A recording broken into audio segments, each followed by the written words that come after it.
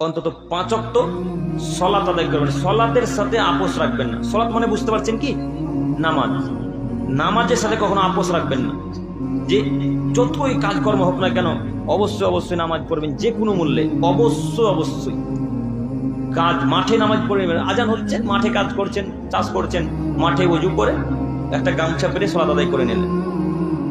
সলাত আদায় করতেই হবে, সলাত ব্যতীত কোনো ইবাদত কবুল হবে না। একটা এবার কথা বলি, এই 5,000 টাকা আপনি দান করলেন, কই ভাই হাত তোলেন তো, কে 5,000 টাকা দান করলেন? হাত তোলেন একটু। চলে গেছে না?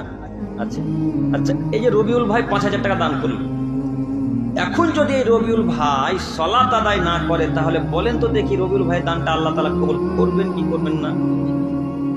প্রমাণ আছে? টেনে নেন, প্রমাণ আছে কি? কথা বলে না।